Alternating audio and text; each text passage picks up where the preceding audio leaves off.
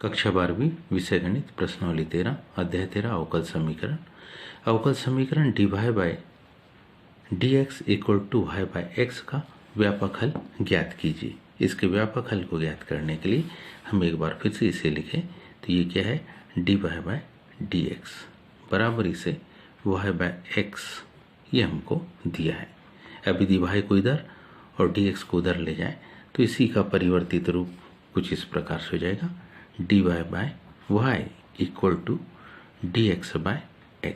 इसके दोनों पक्षों का क्या ले लें हम, इंटीग्रेशन। यदि इसके दोनों पक्षों का इंटीग्रेशन लेते dy by y equal to integration dx by x। जब इसका हम इंटीग्रेशन करेंगे तो ये क्या आएगा, इसका आएगा log y, दाहिनी ओर के पक्ष का आएगा log x प्लस एक कांस्टेंट वैल्यू c। अब हम जानते ये दोनों के दोनों पद कैसे है, योग के रूप में है, तो हम यहाँ पर इस फार्मूले का उपयोग कर सकते हैं। लगा फी m प्लस लगा फी n हो तो इन दोनों को किस रूप में, गुणनफल के रूप में लिखा जा सकता है। यहाँ भी बेस कुछ नहीं मतलब ई मान सकते हैं। तो ऐसी कंडीशन में हमारे पास ये पद आ गया क्या, log y बराबरी से log cx। दोनों ही पदों से यदि log को हम हटाएं तो दोनों पदों से जब log को हटाएंगे तो यहाँ जो आ जाएगा वो आ जाएगा y बराबरी से cx। तो ये y बराबर cx समझ में आया होगा। आगे देखिए अगला प्रश्न, अवकल समीकरण dy by dx equal to y into e raise to x, x बराबर 0 y बराबरी से e में y का मान बताएं जब x की वैल्यू क्या हो, 1 के बराबर हो। तो ध्यान दीजिए हम इसको लिख रहे हैं dy बाई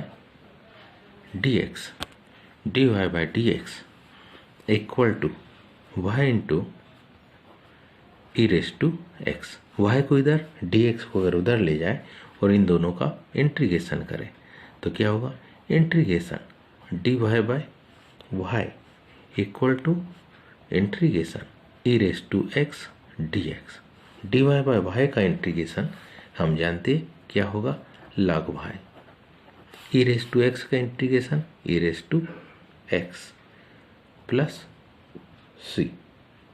इसमें हम x बराबरी से x बराबरी 0 व y बराबरी से e रखने पर,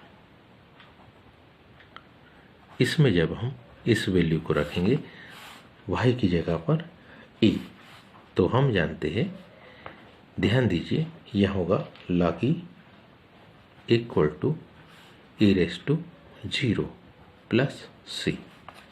अब हम क्या जानते, यहाँ कुछ नहीं है मतलब बेस कितना है, ई है। इसको थोड़ा सा इस प्रकार से हम समझ सकते हैं कि यदि 2 की घात 1 तो इसका मान होता है 2। जब इसका log लिया जाता है तो ये log बनता है log 2 इक्वल टू 1। कहने का मतलब बेस और ये दोनों एक ही संख्या हो तो मान क्या होता है, 1। इसलिए किसका मान, इसलिए log ऑफ ई का मान, क्योंकि बेस ई ही होता है इसलिए इसका मान क्या होगा, 1 होगा। और ई रेस टू 0 का मान भी 1 होगा। तो मान क्या होगा, 1 बराबरी से 1 धन c।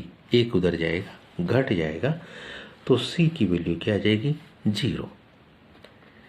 इसलिए यहाँ पर c बराबरी से क्या होगा, 0। और इसी मान को हम इस समीकरण में रखेंगे। समीकरण 1 में c बराबरी से क्या, 0 रखने पर, जब समीकरण 1 में हम c की वैल्यू को 0 रखेंगे मान हमको मिलेगा क्या, log y बराबरी से ई रेस टू एक्स। अब यदि x अब इसमें हम x की जगह पर किसमें log y equal to e raise to x में x बराबरी से कितने पर 1 पर हम देखें कि x का मान जब 1 रखते हैं तो मान क्या आएगा, तो मान होगा log y e raise to 1 को लिखने की आवश्यकता नहीं, लिखेंगे तो भी क्या आएगा, ई आएगा। तो कहने का मतलब log y इक्वल टू क्या आ गया, ई। और इसको हम जानते यहाँ आधार कुछ नहीं है, मतलब क्या है, ई। यहाँ आधार कुछ नहीं है, मतलब क्या है, इसको लिख सकते हैं क्या, y इक्वल टू इस नियम से, जैसे 2 2 1, तो इसको ऐसा लिखते हैं, तो इसको हम लिख सकते हैं log y equal to e raise to e. उम्मीद है आप सबको ये समझ में आया होगा। आज के लिए इतना ही, शेष का धन्यवाद।